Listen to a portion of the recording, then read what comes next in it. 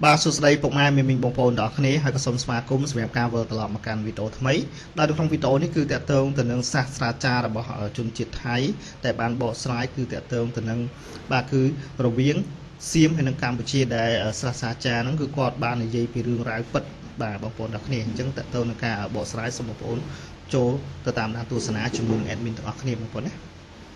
នៅក្នុងคลิปវីដេអូនេះនឹងខ្ញុំយក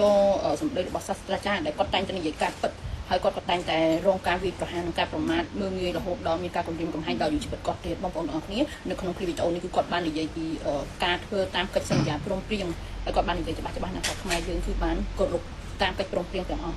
មានតែសៀមទេដែលមិនដែលធ្វើតាមអ្វីដែលបាននិយាយសូមចូលមកស្ដាប់ជាមួយនឹងខ្ញុំទាំងអស់គ្នាហើយសូមជួយ share វីដេអូនេះមួយផងណាបងប្អូនแล้วก็จะแล้วก็กลไกหลายๆอย่างเนี่ยมันก็ทำท่าว่าจะเวิร์กตามไทม์ไลน์ของมันเช่นกำหนดการถอนทหารแล้วนะครับ3 สัปดาห์แรกถอนอะไร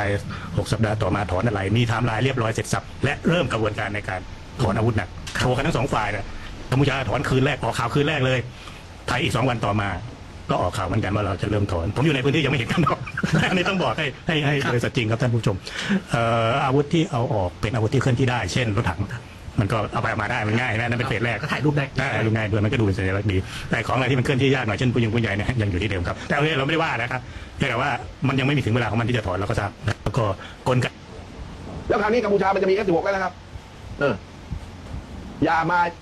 បងប្អូនទាំងអស់គ្នានៅក្នុងคลิปវីដេអូនេះôngប្រុសម្នាក់ដែលបងប្អូនទាំងអស់គ្នាបានដឹងហើយថាគាត់គឺជាសាស្ត្រាចារ្យមួយដែលនៅក្នុងប្រទេសសៀមហើយគាត់ក៏មានតួនាទីក្នុងការវិថាដូចជាអ្នកនោះដូចជាអ្នកបកប្រែឬក៏ស្អីទៅនៅក្នុងការងារធំដែលជាមួយនឹងការទូតជាមួយបរទេសគាត់បាននិយាយនៅក្នុងវីដេអូនេះយ៉ាងច្បាស់ថាការដែលយើងចុះកិច្ចព្រមព្រៀងសន្តិភាពនឹងគឺមានការធ្វើការតាមលំដាប់ការហើយវាមាន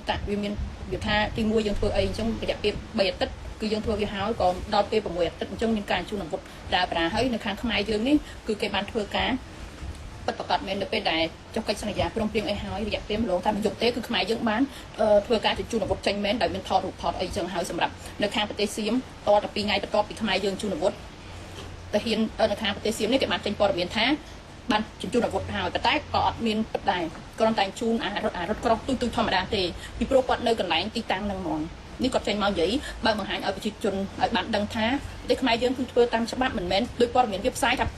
មួយម៉ាត់ណាក៏ស្រឡាញ់សន្តិភាពប៉ុន្តែអត់ធ្វើដូចមួយម៉ាត់គាត់និយាយមកគឺគាត់ចង់ឲ្យប្រជាជនសៀមដឹងថាធ្វើអីគឺត្រូវតែសច្ចធម៌ខ្មែរយើងគឺធ្វើតាមច្បាប់បងប្អូនអរគ្នាហើយគាត់បាននិយាយថាការជញ្ជូនអាវុធគ្រាន់តែថតមកគឺមានតែរថក្រោះតូចតិចតួចទេព្រោះរថក្រោះហ្នឹងគឺដកចេញចូលមកស្រួលទេពេលដឹកចេញទៅហើយនឹងដឹកចូលមកគឺមានលក្ខណៈស្រួលតែសម្រាប់អាវុធធំរបៀបនេះហ្នឹងគឺអត់មានបានដកសម្បេចជាមួយទេអញ្ចឹងអ្វីដែលគាត់និយាយនេះគឺបងប្អូនគិតមើលទៅថានៅក្នុងចេតនាបែបណាហើយសម្រាប់คลิปមួយនេះគឺខាងក្រុមទៀតដែលគាត់យល់ពីស្ថានភាពសង្គ្រាមរវាងខ្មែរហើយនិងសៀមនេះថាខ្មែរយើងក៏ជាប្រទេសមួយនៅក្នុងការទាញចូលធ្វើនយោបាយរបស់ខាងពួកទាហានសៀមដែរហើយគាត់បាននិយាយច្បាស់ថានេះល្មមបានហើយអាមេតទី2ហ្នឹងវាមិនមែនជាតួនាទីមួយដែ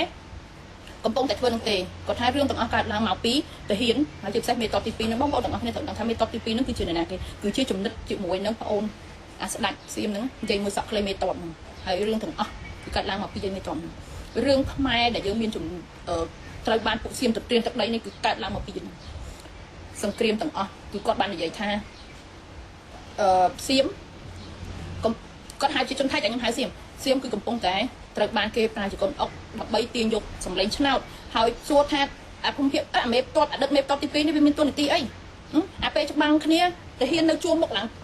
ងកាន់កំភ្លើងបាញ់តទៅជាមួយសត្រូវតែវាតួនាទីជាមេទាហានគាត់ទៅនៅកន្លែងទាហានតែមិនមែនទេគេដើរសូគេដើរប្រអួតយកសម្លេងតាមសាលារៀនតាមបាទនៅបងប្អូនអ្នកនេះហើយក៏សូមអធិស្ឋានដែរតើតើជាមួយនឹងការចូលរួមរបស់ admin បងប្អូនណាហ្នឹងហើយបើយើងអាចនិយាយទៅគឺតើតើជាមួយនឹង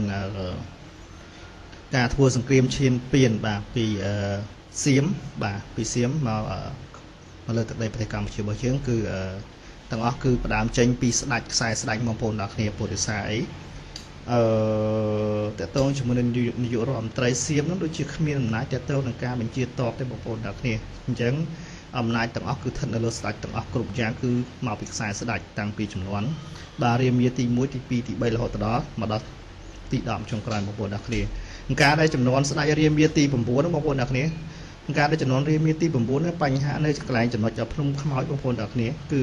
អ្នកណាបញ្ជាបាទគឺមានតែស្ដាច់រាមាទី9ណាបងប្អូនដល់គ្នាហ្នឹងហើយ នឹងតើតើជាមួយនឹងសោកនិសកម្មនៅភ្នំខ្មោចដែលសម្រាប់បងប្អូនប្រជាពលរដ្ឋខ្មែរយើងស្រុកត្រង់ដូចជាច្រើនបងប្អូនដែលចូលខ្ទង់ 40,000 នាក់ជាងព្រោះហ្នឹងដូចជាភៀសខ្លួនទៅខ្ទង់ 50,000 ជាងប៉ុន្តែបាទគឺវារៀបគម្រោងបាទ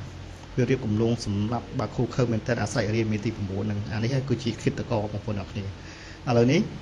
មកដល់បច្ចុប្បន្ននេះអ្នកដែរបាទបញ្ជាឲ្យធ្វើសង្គ្រាមនៅក្រៅខ្នងគឺមាននរណាទៀតគឺមានតែបាទអាស្រ័យរៀនមេទី 10 ហើយនឹងបងប្អូនវាមានជ័យធំសរិនថងបងប្អូនទាំងអស់គ្នាហើយបាទចូលរួមជាមួយពួកអាប៊ុនស៊ីនផាខ្លាំងពួកអាមេធានហ្នឹងបងប្អូនទាំងអស់គ្នាពួកអាមេតងបងប្អូនទាំងអស់គ្នាហើយតើតើជាមួយនឹងរដ្ឋាភិបាលបងប្អូនទាំងអស់គ្នានាយករដ្ឋមន្ត្រីមិនមែនថាម្នេះប៉ុន្តែគ្រាន់តែសន្តានរបស់ពួកវានឹងបើសិនជាមានបុគ្គលណាដែលគេយល់គេដឹងតើតើជាមួយប្រវត្តិសាស្ត្រដែលពិតគឺវាដាក់សម្ពាធទៅលើគេភ្លាមសន្តានពួកវាគឺបែបហ្នឹងបងប្អូនទាំងអស់គ្នាហ្នឹងហើយឥឡូវសូមបងប្អូនចូលទៅតាមដានលំអិតជាមួយនឹង admin បន្តទៅទៀតបងប្អូនណា10 បាត់នាងទៅ selfie ជាមួយនឹងប្រជាជនមួយអីនេះទូនទីដែលអ្នកស្នេហាជាតិដែលធ្វើដើម្បីជាតិនេះគាត់និយាយកាត់ពិតបងប្អូនទាំងអស់គ្នាត្រឹមត្រូវពីព្រោះដូចខ្ញុំបាននិយាយលើវីដេអូមុនៗអញ្ចឹងថានយោបាយសៀមហើយជាពិសេសអាមេតតទី2នេះគឺវាដើម្បីអួតក្អេងក្អាងជាមួយនឹងប្រជាជនដល់ល្ងងខ្លៅវាបងប្អូនចរិតសៀមមួយចំនួនជ្រុលនិយមច្រើនហ្នឹងគឺវាតែងតែគ្រប់គ្រងជាមួយនឹងពួកចរិតអន្តពាលចរិតពីលចរិតបាត់ផ្សារគឺវាគ្រប់គ្រងណាហើយអត់ទៅក៏អាបាត់ផ្សារមេតតទី2នេះក៏វាបានធ្វើចរិតពីលមានសន្ទុះការគ្រប់គ្រងពីពួកល្ងងខ្លៅដែលកំពុងតែបាតកម្មយើងនេះបងប្អូនត្រូវដឹងថាអ្វីក៏ដោយយើងក៏ជាជនរងគ្រោះណាសូមកុំវាយបហាថ្នាក់ដឹកនាំយើងគាត់អត់ចង់ឲ្យប្រទេសយើងមកជួបអញ្ចឹងទេគាត់អត់ធ្មត់ណាកុំប្រើពាក្យថាចុះពីមុនមិនទ្រាំមកទ្រាំអីពេលឥឡូវពីមុនគាត់ទ្រាំហើយតែគេមកបាញ់យើងអញ្ចឹងយើងមិនត្រូវតដែរណា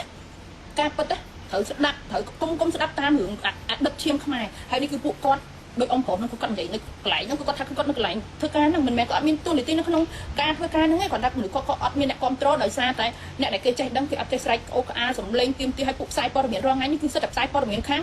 ស្ដេចសៀមហើយនឹងខាងទាហានអញ្ចឹងហើយក៏មានការបីរទឺតែខាងពួកអស់ហ្នឹងទេដោយសារព័ត៌មានវាមានអ្នក follow ច្រើនលៀនដែរអញ្ចឹងណាបងប្អូនអរគ្នាហើយមួយវិញទៀតបងប្អូនគេបានវាយប្រហារទៅខាងពួកទាហាននឹងច្រើនណាស់ឥឡូវនេះគឺមួយបែកមួយគឺគេអត់គ្រប់គ្រងឲ្យមានសង្គ្រាមទេនៅក្នុងប្រទេសសៀមគេយល់ប៉ុន្តែពួកដែលមកតវ៉ានៅក្នុងថ្ងៃទី15 ខែ 11 2025 នេះគឺសិទ្ធិខាងគណៈបកអាវលឿងហើយក៏ជាគណៈបកមួយដែលមានភាពល្ងងខ្លៅស្រែកឃ្លានតែរឿងសង្គ្រាមទេហើយប្រទេសសៀមអត់មានសេចក្តីសុខក៏ដោយសារតែពួកក្រុមនឹងមកក្រុមហ្នឹងដែរណាបងប្អូនជួយ share ណាបងប្អូน